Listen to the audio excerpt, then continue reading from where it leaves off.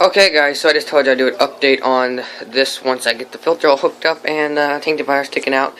So I did that, took some of the debris out of the gravel, and it's maybe, well, it's 7:46, maybe 3 hours since I hooked up the canister filter. The tank was super cloudy after taking out the tank dividers and having all that stuff get stirred up in the water column. So, it's 3 hours later and that tank has cleared up quite tremendously. And I feel kind of stupid because right down here, this little valve, you can't barely see it though, right there, that's the flow control. And I was like, why, that does not look like 220 gallons per hour. Of course, my stupid self did not notice it till maybe like an hour ago that this was not all the way down, so make sure it's all the way down, otherwise your flow will not be as much as it possibly can be. I mean, you can see it's giving that surface agitation right there. You would it's not this, because as you can see, this is blowing straight out. That is blowing up. So, and as you can also tell, it's coming at an angle. It's not coming from off of that. So, yep, it does 220 gallons per hour. It's the C220s, by Marine Land, and the multi-stage canister filter. It's really good. I mean, the water, as you can tell, is crystal clear, and that's after getting the tank all mixed up and messing around and everything.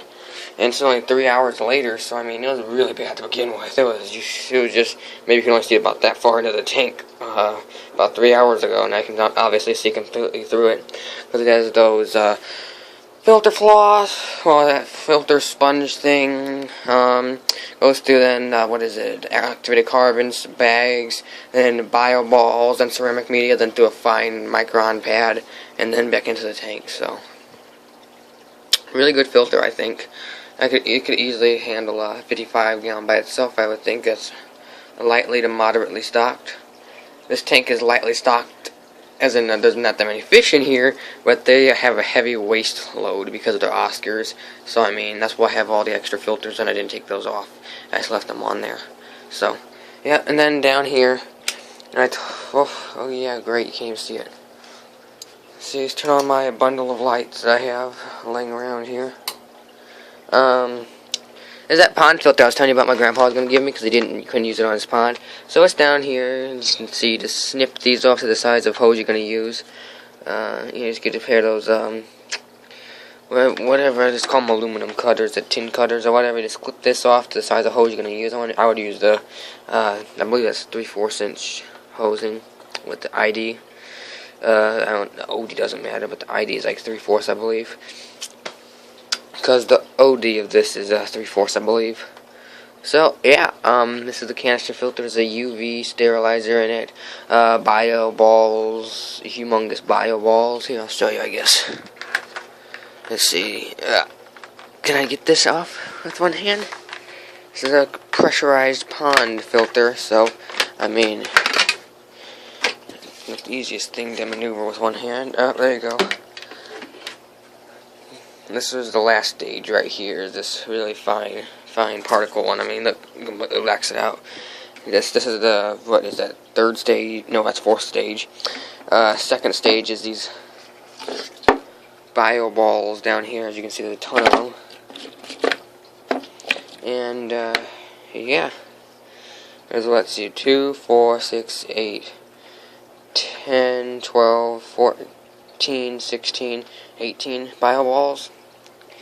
And that's the first stage then, is this UV sterilizer. So yeah, it's simple but it's effective, I guess. It's a pond filter. I have to get that, I had a water pump for it in the mail. Let's see if I can get this back in there. No, that's not it. There we go. Okay, let's put this back together now. Put that back in there. You can see there's more than enough surface area for bacteria to colonize on, and to take out debris and stuff. Is that O-ring on there? Yeah, it's on there. Okay. I'm not going to try to put these back on there with one hand. So, nope, that's the pond filter though. Really nice. I got the hoses and stuff in here, and I'm going to go buy some other hoses too. It's like 20 feet or 30 feet of hoses or something in there. Okay, and back to the tanks and everything now. Yeah, that's the Oscar tank and the pacu tank. Right there, I'm getting there 75 either tomorrow or Sunday. I'm going to call the guy tomorrow, see if I can go pick it up from him tomorrow. If not, he'll be bringing it to me on Sunday. Over here's the 55. It looks really nice. There's that really nice new plant I got. Don't know what kind. I guess it's maybe a sword, I guess. I don't know. Down there's my 37. It's nothing in it, or no, probably isn't going to be anything in it. Unless like one of the fish misbehaves, then in which case I'll just put one of them down there. But, so yeah. That's the sword right there. I'm just going to call it a sword. I don't know what it is. Got my new 10K Coral Life bulbs. Oh, actually, they're 10,000K Coral Life bulbs in there. Aqueon 150 gallon per hour wave maker. Or circulation pump, I should say. Wave makers make the waves. I call it wave maker though, but it's a circulation pump. Yeah, there's a bunch of fish in here, as you can obviously tell, but it's heavily filtered. It has 850 gallons per hour filtration, I believe. It has Aqueon 5575, a Penguin Bio Wheel 50, Aquatech 5 to 15, and then a Marineland Bio Wheel 30. So 850 gallons per hour filtration on this tank. And on this one, there's 970 gallons per hour filtration. These are both 55s, and then the 75 gallon tank will be going over here, either if not tomorrow, Sunday, so yeah. And that's what the Oscars, or the pacu, or the Oscars and the pacu. Now all four of them will be going in there though. I'm going to have to make up my mind. Those guys get along, those two mostly get along. That Oscar right there, the very far on the right there, he gets along with that Oscar, but that Oscar at the bottom and that Oscar do not get along, and that Oscar and that pacu do not get along, so I don't know what I'm going to do yet. It's going to either be just these two in the 75, these two left in the 55, and those two in the 75, or, yeah, something to that effect. I'm leaning more towards putting all the Oscars in the 75, just leaving the pacu in the 55, because he's a jerk. Especially as he gets bigger, I've been noticing he's more and more aggressive. So I don't know what I'm going to do with that just yet, but yeah. Then over here, as you know, is the 55. Big old goldfish right there is the biggest guy in the tank. Well, the pleco might be the biggest guy in the tank. He was in the Oscar tank, but I put him in there because I didn't feel like giving that many algae wafers just for them to go to waste. So put them in here. This tank stays crystal clear. I mean, it's like 2 weeks it's been or something since I cleaned out the tank. That one's maybe about weekly maintenance, week and a half maintenance. With a new canister filter though, it's probably will only be every 2 weeks. And I know we're supposed to do weekly water changes. With evaporation, I do like probably a good 20% water change because of evaporation, and then I'm splashing water out of the tank. So I do, and then I do suck out some of the nasty stuff. So I do at least 25% water changes a week. Usually more like 50% water changes every week and a half, about every 10 days or so. 7 to 10 days on this tank, and about every 2 weeks on this tank. So just depends on how much waste builds up. This tank, even when I do clean out the tanks, I don't have to really clean out the gravel because there's no waste buildup, surprisingly.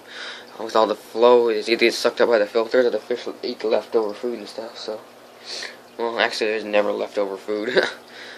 But yeah, these guys are doing good. Got this new plant, real cheap. It was 63 cents. Well, that's what I had to pay for it. It wasn't 63 cents, but that's what I had to pay for it, so. Yeah, fish like to swim in between its big branches. I always call them that. And the Nubius Nana's over here is beat up because it got stuck in the wave maker and ripped up all the leaves.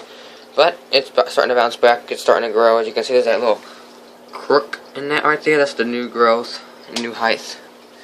So, yeah, and that 10K bulb is working, even though Nubius Nana's is supposed to be low light. So, yeah. Thanks for watching, guys. Don't forget to check out future videos. And down there is the new canister filter. Don't forget to check out the unboxing on that. And then I have a new MaxiJet coming in the mail, the MaxiJet 1200. Don't forget to check out the upcoming unboxing on that one too. So yeah, thanks for watching, guys. Don't forget to subscribe, push thumbs up. So yeah, thanks for watching. Adios.